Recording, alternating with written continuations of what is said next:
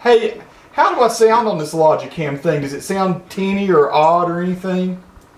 No, not at all. It sounds pretty good? Yes, it's got like a bit of, how can I explain it? It's got a bit of an old film feel to it, where it's like it's flickering in a sort of a white haze. Yeah, well that is because I have a fan overhead spinning around. Yeah, it's kind of hot out here. This is where I do most of my work. It's a big sunroom that's about maybe, I'm guessing it's probably, I don't know, 12, 14 feet wide this way and about, I don't know, 32 feet or so wide back this way. And so the house that we bought back in 2010, this was really a nice plus for it. It actually faces due south. So during the winter, the sun comes in this way and it heats the whole house up. If we open, there's some windows and all over here to this side you can't really see, but our living room is right through there. And so we'll open up the windows and stuff. Yeah, I guess it was built onto the house, and it heats the whole house up until about 7 or 8 o'clock at night. So really kind of nice passive solar thing. But at this time of year, the sun's high and it's coming in this way a little later on a Sunday afternoon. Once the sun gets higher in the sky and the earth tilts more that way, then you won't even see this kind of weirdness. But so yeah, it is kind of strange. I realize I do have the cameras rolling, just to let you know. I thought today we could actually make a blog kind of thing out of this. But so I'm testing this new cam. I wanted to be able to get out here so I didn't have to, like, you know, put a kink in Nikki's life or anything. She and the pug can run around and watch television or whatever in the other room. So, but it does sound and look pretty good. Yeah, it sounds fine. Just like I said, you get the white. I guess you can see at your end as well when you look at the screen. Yeah. You can see it's a bit whiter. Or hey, I'm curious. Do you because I'm actually, like I said, I've been a tech guy for a long time, but new to Skype. Do you hear yourself talking? Does it feed back, or do you hear a delayed anything? Sometimes, but not all the time. Like right now, are you experiencing it? No, not at all. Okay, I have these Bose speakers here that sit on either side of my computer. So I was wondering if you were hearing yourself when you. So Skype must cancel out when I'm talking. It must cancel out. I don't know. I'm wondering how this magic takes place and you don't hear it. But anyway. Yeah, because you think you would just get an echo, but I would be picking up what's coming through your speakers. Yeah, you would think that. And the other thing that's really amazing is to me that, and we've talked about it before, is that there's no lag time. I can remember when we used to use telephone calls, to communicate instead of things like Skype and the internet. I would be like maybe talking to somebody from Alaska 20 years ago, and it would be about a 2-second delay. And it was odd. I mean, I know the other person always felt like they were having to wait, or it was just odd. I would say something, and you could tell he had to wait a while to hear what I was saying, and it would come back. But yeah, I think Karen has a few problems talking to her sister in Australia, because obviously they're underneath us, so you get this bit of delay, especially even on things like Viper or Viber, I think it's called. So I was getting them to say over when they'd finished speaking. Well, hey, they just kept talking over each other all the time. Did you take that trip? I got some kind of Oracle message coming up here. Let me close it. Okay, I'm back. Cool. Java updates and stuff come up on my computer. It's just aggravating. Question: did you go to do that trip to the forest you were talking about yesterday? Yeah, we went up there. It was really busy because we had a sunny weekend for a change. So I did some filming around, not as much as I like to do because we were with friends, so it's a little bit tricky because I don't think they were 100% happy with me doing it, to be honest. They had their children with them and things, so I don't tend to make a big thing about it. If they don't want it done, they don't want it done, and I understand that. So, but I filmed Ethan running around and doing his bits and climbing and stuff, but some of the scenery up there is quite nice, but didn't really manage to get as much as I would like. But I'm really impressed with I've been looking at the Canon HF10, the one you've got, isn't it? I think. Yeah. I like the way you had it on the top. Yeah. The HFG 10 is an older one.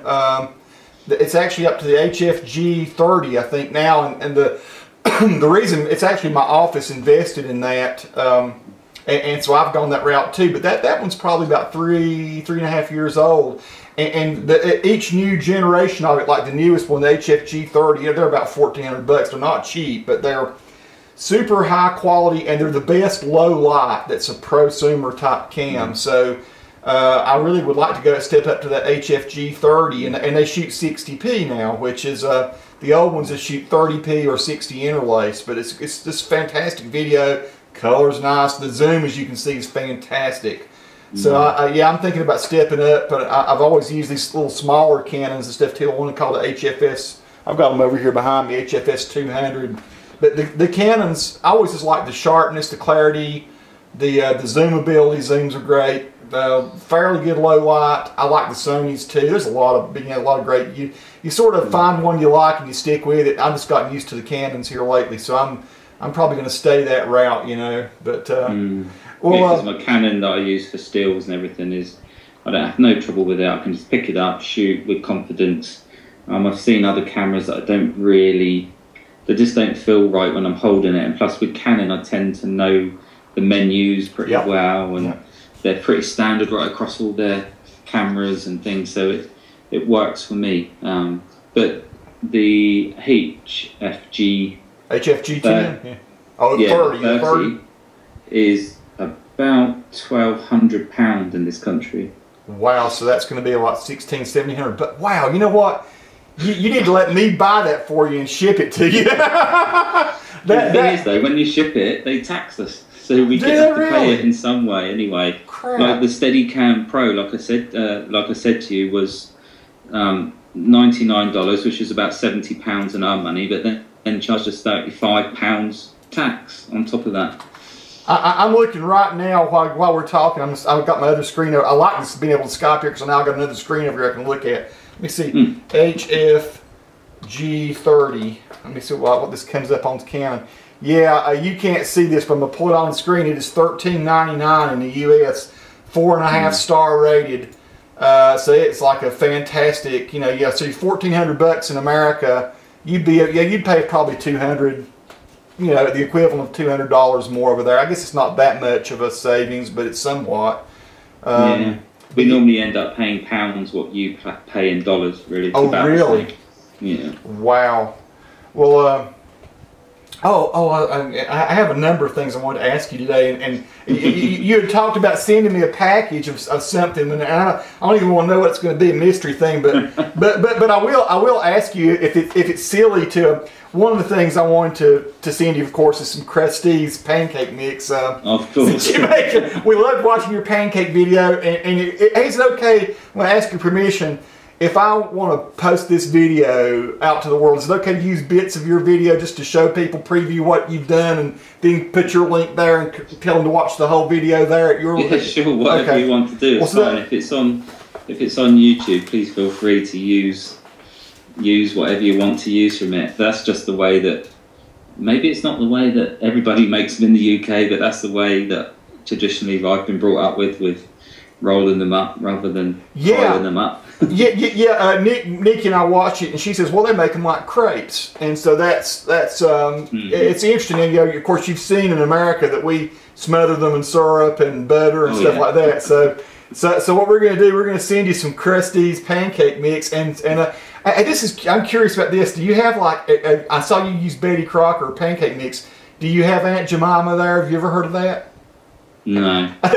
Yeah, it's funny. It sounds like it would be racist, but there's this the real popular kind of pancake mix and syrup. Syrup actually in America is called Aunt Jemima, and it has an African American lady with like a do-rag kind of thing on her head. So it's like, I mean, I don't know, it's funny that it still exists. And then there used to be a syrup called Miss Butterworth that would come in a bottle that was shaped like a little lady, and it was they made them glass originally, but then it's segued over to plastic. So I think they maybe still have them shaped like a little woman.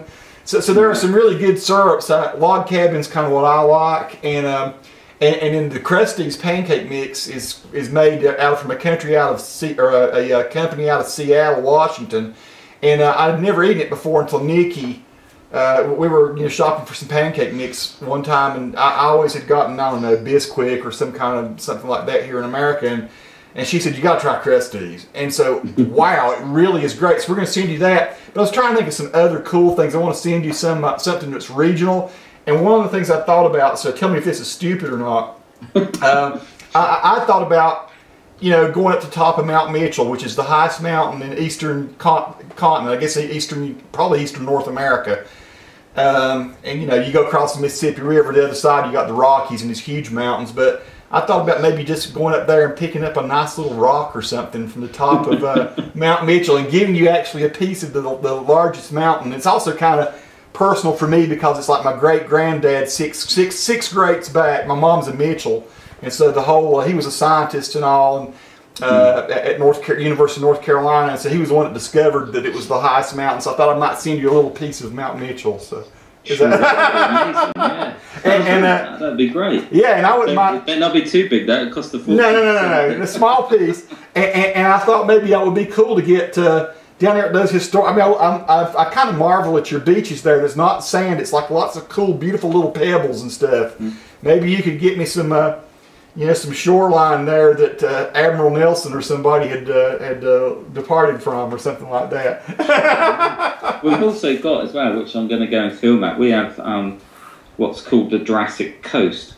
If you Google it, you'll find loads of information about it. But you can go down there when the sea's been in and out over the rocks and pick up fossils all day long. Really? Just amazing bits of fossils. And so we've been down there once a few years ago, and you can even see where the rain's been beaten into the cliff. You can sometimes just chip away and you can find complete, I forget what they're called now, the spiral little trilobites and things like that. Or that's it. Yeah, that's correct. Well, wouldn't that be cool, man? I would love to have that. Now, see that. What I want to send to you guys is something regional, something that's just kind of American and different than what you see over there, and then also some things that are kind of regional, they're Appalachian. They're a little. Maybe we'll even send you a little piece of art or something. Nikki does these really cool kind of Native American type paintings, and I don't know, but we're going to try to think of something really kind of unique, kind of a sharing thing to share with our friends, with you guys. So yeah, we watched the video of you eating breakfast. We watched. I watched the video of you doing the Portsmouth battle. The fortress stuff and all that. Wow! Thanks for sharing that. I was just looking at it, and like these walls look like they're 20 feet thick. I mean, it's amazing looking stuff. Comment on that. When you're going out and doing that, are people coming back? Are they watching it? Are they interacting with you about it? Yeah, some people are watching, but not a huge amount of people seem to. Some people are not interested in history, are they? Some people are more interested in vlogs and things like that rather than this. But I quite like just showing that part of the world. There's so much down there, Tony, that is. Because that's where the Merry Rose is. That was pretty historical to our country. The HMS Victory that Nelson was on. And that's where the main naval base is for a lot of the... like we had, when the Falklands War ended, the ships come back in there. Now we see them every 6 months, the ships come in. And that whole place that I walked along is normally just full of people and flags welcoming all the people home. I'd like to get down there again and film when a big ship comes in, but the trouble is trying to park and fight your way through the crowds to get to a good position to see the ships. But as the summer goes on, there will be more and more activity down there. You can go into the docks and you can walk all freely through there and film quite a lot of stuff, so I should be doing that. So much history just in that part of Portsmouth. See, that's what's amazing to me about your country, and I'm saying it again, we've discussed it a bit, but since I'm going to kind of put this out there for the world too. In America, you'll go driving around through this curve or that curve, and you'll see buildings that might have been there a couple hundred years ago or 150 years, something like that. but in England or Scotland or Ireland, you're driving around, you go around something, there's something the Romans built, or there's something that, an abbey or something that has to have been there for 1,000 years. I mean, is that kind of lost on, do the people from the UK take that for granted, or does it seems to me that you have a real passion for history somewhat too, because you seem to know a lot about it. Is that special to you to know that you have a history that goes that far back? I think the older I've got, the more interested it's become. When I was a kid and a young lad, we used to go, there's a particular hospital that I could go to that's got some great history to it, which is not far from me. And we used to go down there and play there as kids. And we used to have a thing, it's probably racist now, but we had a thing called the Aussie Wall. And the Aussie Wall was where all the German ships came in with their injured soldiers, and then they were taken into the hospital. And my nan, who she unfortunately died about 18 months ago, she was 92, she worked in that hospital. So I used to talk to her about it. So I learned a little bit about it. And the whole of the hospital is now gone. It's just the spire and the chapel that used to be there. And that's a huge part. But when we were kids, and we didn't really understand. But it's not until now, you know, when we were kids, we didn't have the internet, so we couldn't just look up to see about it or anything like that. So now we just, as I get older, I start to appreciate more of the historical places that are around us. And there are some amazing places that I need to go to and film, just to share with everybody, really, so they can see what we have. It's such a small island, the UK, but we do have a lot of history. So it'd be more than interesting, hopefully, to do some more. I did one, actually. I don't know if you've seen the driving video along South the seafront, and I passed a war memorial there. There's a big tower, and that got me to just looking at First World War statistics, and it's just amazing the amount of people that lost their lives. Yeah. I think it's like 16 million people. You know, just masses. That's yeah, well, what you're saying is kind of special to me too. It's strange. I'm one of these, so I'm 50 years old, and I don't know anyone else who had a grandfather other than me that fought in World War I and World War II. I mean, my grandfather on my dad's side, he was like 42 or 43 when he married my 19-year-old grandmother. So what happened there, of course, he fought in World War I. He was a sailor. And so he was in the United States Navy. And then my grandfather on my mother's side fought in World War II against Hitler. So, you know, and so he was actually in Germany when they took over Berlin. Or, you know, or actually came in. So it's interesting that you know, I have that sort of cool history, so I try to find out things like the World War I history with England, and you know, I recently watched a movie where it showed that I cannot remember the name of that movie, but it was really good, and it was about when they had the Christmas, and the Germans and the English actually got together and they celebrated Christmas. They stopped fighting for that one. Yeah.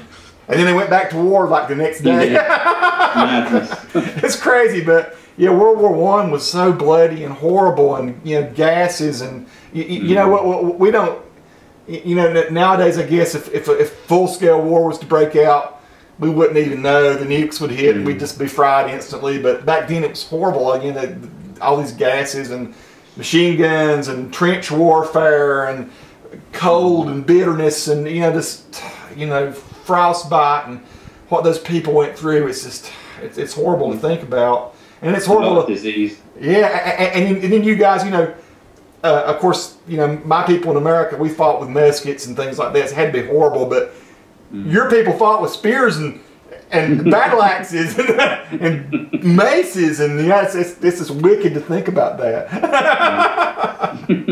And it's quite, when I listen to the wars that we have going on throughout the world as it is now, and like with Iraq, and you know, the amount of soldiers that were lost over a 4 or 5 year period is such a small number that has a massive impact due to media and how we are these days. Yeah. in World War One, 10 million soldiers died, or army personnel, and 7 million or 6 million civilians. But it didn't have such a big impact on those through the media. It did on the immediate families, because I think everyone knew somebody who was involved in Southampton, which is the part that I live in the UK, was bombed really heavily because they actually made the Spitfire not far from where I live. Oh, wow. And the Spitfire was the main Royal Air Force aircraft, wasn't it? That's right, yeah. Wow. And there's still areas called Spitfire Quay and places like that we have. All the buildings are all gone now, and there's housing and flats and usual stuff right by the sea. But that was bombed extensively, Southampton was, quite a lot. Because of that particular building of that, they thought they could take that out and that would be fine. But there's... I'm sorry, go ahead. Yeah, carry on. Sorry. No, carry on. Oh, no, I was just going to say, you're right, though. It's so amazing how, because of the media, the way we have it now, bad news is so easy to share that it gets really blown out of proportion sometimes. I mean, any loss of life is horrible, but now, you know, yeah, if a couple people are killed, if a supply truck is blown up or whatever, it becomes, you know, worldwide news. Is where back then, you know, you're right, 1,000 people might die in a battle or a skirmish, and then you wouldn't find out about it until some newsreel came, you know, weeks later or something.